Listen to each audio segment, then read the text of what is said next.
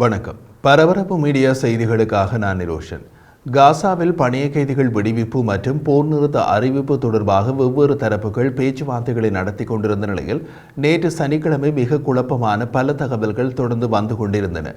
அரபு ஊடக அறிக்கைகளின்படி எகிப்திய மத்தியஸ்த திட்டத்திற்கு ஒப்புக்கொண்டதாக ஹமாஸ் விரைவில் அறிவிக்கும் என்று கூறப்பட்டது. பணிய கைதிகள் ஒப்பந்தத்தின் முதல் கட்டத்தில் போரை நிறுத்துவதற்கான சில நிபந்தனைகளை ஹமாஸ் விலக்கியதாக எகிப்திய அல்ராட் சேனல் தெரிவித்தது.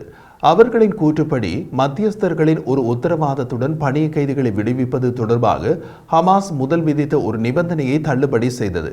பாலஸ்தீன செய்தித்தாள் அல்-குட்ஸ் சில நாட்களில் ஒப்பந்தம் பற்றிய அறிவிப்பு வரும் என்று தெரிவித்தது.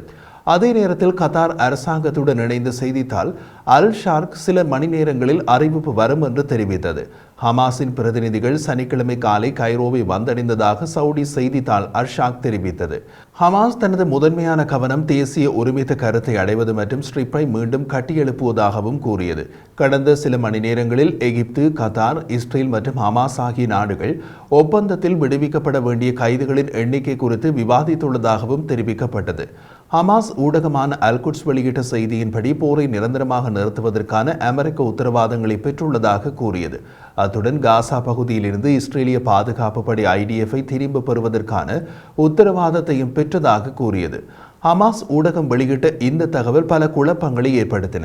போரை நிரந்தரமாக நிறுத்துவதற்கு அமெரிக்க உத்தரவாதங்களை கொடுக்க வாய்ப்பு இல்லை. காசா பகுதியில் இருந்து இஸ்ரேலிய பாதுகாப்பு படை IDF-ஐ திரும்ப பெறுவதற்கு இஸ்ரேல் சம்மதிக்கப் போவதும் இல்லை. ஆனால் அப்படியான தகவலை வெளியிட்டது ஹமாஸின் ஊடகம் என்பதால் குழப்பம் உச்சிக்கு சென்றது. 2 மணி நேரத்தின் பின் ஹமாஸ் ஊடகம் அல்-குட்ஸ் அந்த தகவலில் ஒரு திருத்தம் செய்தது. ஒப்பந்தத்தின்படி 3ஆம் கட்டத்தில் போர் நிறுத்தப்படும். இஸ்ரேலிய பாதுகாப்பு படை IDF காசாவில் இருந்து முழுமையாக வெளியேறும் என்பதே அந்த திருத்தம். அதற்கு நீண்ட தொலைவு போக வேண்டும். முதலாவது ஆரம்ப கட்டம் 40 நாட்கள் வரை போர் நிறுத்தம் இருக்க வேண்டும். அப்போது ஹமாஸ் 33 இஸ்ரேலிய பணிய கைதிகளை விடுவிக்க வேண்டும். அதன் பின் 2ஆம் கட்டம் பற்றி பேச்சுவார்த்தை நடத்த வாய்ப்பு உள்ளது. அது சரிவந்தால் 2வது கட்டத்தில் குறைந்தபட்சம் 6 வார கால போர் நிறுத்தம் இருக்கும். இதன்போது ஹமாஸ் அதிக பணிய கைதிகளை விடுவிக்க வேண்டும். ஹமாஸிடம் அவ்வளவு பணிய கைதிகள் உள்ளார்களா என்பது சந்தேகமே. காரணம், ஹமாஸின் உள்ள பாலஸ்தீனிய இஸ்லாமிய ஜிகாத் உட்பட வேறு சில இயக்கங்களிடம் பணிய கைதிகள் உள்ளார்கள். அந்த இயக்கங்கள் தமது நலன்களை பார்ப்பார்களா அல்லது தம்மிடம் உள்ள பணிய கைதிகளை ஹமாஸ் விடுவிக்க கொடுப்பார்களா என்பதையும் பார்க்க வேண்டும். இங்கு ஒரு முக்கியமான விஷயத்தை கவனியுங்கள். இந்த இயக்கங்கள் எல்லாவற்றுக்கும் குருநாதரான ஈரானுக்கு ஹமாஸுடன் உள்ள நெருக்கத்தை விட பாலஸ்தீனிய இஸ்லாமிய ஜிகாத் மிக நெருக்கமானது. பாலஸ்தீன இஸ்லாமிய ஜிகாத் காசாவில் தாம் 2வது நிலையிலிருந்து 1வது நிலைக்கு முன்னேற ஈரானை நம்பியுள்ளது. பேச்சுவார்த்தையின் முன் நிபந்தனையாக நிரந்தர போர் நிறுத்தம் வேண்டும் என்று ஹமாஸ் முதலில் கூறியிருந்தது. அதை இஸ்ரேல் அடியோடு நிராகரித்திருந்தது. அந்த நிபந்தனையை விலக்கி நிரந்தர போர் நிறுத்தம் முன் நிபந்தனையாக தேவையில்லை என்றும் மூத்த IDF அதிகாரிகளை ஹமாஸ் இன்னமும் பணிய கைதிகளாக வைத்திருப்பதால் நிரந்தரமான போர் நிறுத்தம் குறித்து வருங்கால பேச்சுவார்த்தைகளில் அவர்களை முக்கிய சீட்டாக பயன்படுத்த முடியும் என்றும் ஹமாஸ் கூறியதாக கூறப்படுகிறது. ஒரு மூத்த ஹமாஸ் அதிகாரி சனிக்கிழமை இரவு N12 தொலைக்காட்சியிடம் உறுதிப்படுத்திய நிலையில் பணிய கைதிகள் ஒப்பந்தத்தின் முதல் கட்டத்தை செயற்படுத்த ஹமாஸ் தலைமை ஒப்புதல் அளித்துள்ளது என்று கூறினார். அரபு ஊடகங்களில் வெளியான செய்திகளை மேற்கோள் காட்டி இஸ்ரேலிய ஊடகம் மேரிஃப் அமெரிக்காவின் உத்தரவாதங்களில் ஹமாஸ் திருப்தி அடைந்ததாக சவுடியின் மூத்த அதிகாரி உறுதிப்படுத்தினார் என்றது. CIA இயக்குனர் வில்லியம் பேர்ன்ஸ் சனிக்கிழமை கைரோவுக்கு திரும்பி மூத்த ஹமாஸ் பேச்சுவார்த்தை குழுவை சந்திப்பார் என்று அதே ஆதாரம் கூறியதாக N12 ஊடகம் குறிப்பிட்டது. இதுவும் நடக்க முடியாத காரியம். அமெரிக்கா ஹமாஸுடன் நேரடியாக பேச்சுவார்த்தை நடத்துவதில்லை.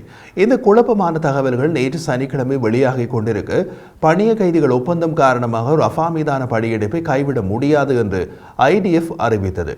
இஸ்ரேலிய அரசு முடிவு செய்தபடி IDF ரஃபாவுக்குள் நுழைந்து அங்குள்ள எஞ்சிய ஹமாஸ் பெட்டாலியன்களை அழித்துவிடும் என்று அவர்கள் கூறினார்கள்.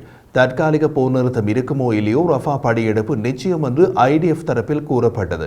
அதை இஸ்ரேலிய அதிகாரிகள் ஒப்புக்கொண்டனர். பணிய கைதிகள் ஒப்பந்தம் ரஃபா படையெடுப்புடன் இணைக்கப்படவில்லை என்றும் ஒப்பந்தத்தின் வெற்றியை பொருட்படுத்தாமல் படையெடுப்பு தொடரும் என்றும் கூறினார்கள். இது அடுத்த குழப்பத்தை ஏற்படுத்தியது. ஹமாஸ் பணிய கைதி ஒப்பந்தத்திற்கு ஒப்புக்கொண்டால் ரஃபாவில் இஸ்ரேலிய நடவடிக்கை நடக்குமா இல்லையா என்பது பற்றிய முரண்பாடான தகவல்களுக்கு மத்தியில் ஹமாஸின் மூத்த அதிகாரி ஒசாமா ஹம்டன் அல் ஜஸீரா தொலைக்காட்சிக்கு கொடுத்த பேட்டியில் இஸ்லாமிய அமைப்பு குழப்பத்தை ஏற்படுத்தியுள்ளதாக தெரிவித்தார்.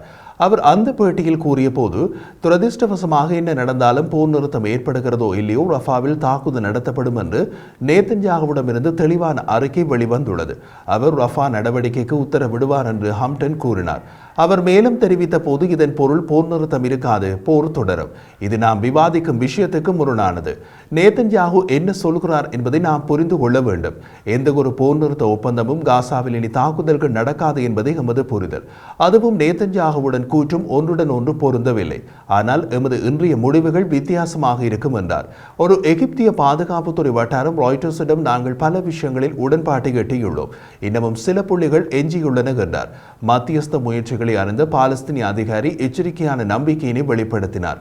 இந்த நேரத்தில் விஷயங்கள் சிறப்பாக தெரிகிறது என்று தகவல் வெளியாகிறது. ஆனால் ஒரு ஒப்பந்தம் கைவசம் உள்ளதா என்பது, அது நடக்க என்ன தேவை என்பதை இஸ்ரேல் வழங்கி இருக்கிறதா என்பதை பொறுத்தது என்று ராய்ட்டர்ஸிடம் தெரிவித்தார்.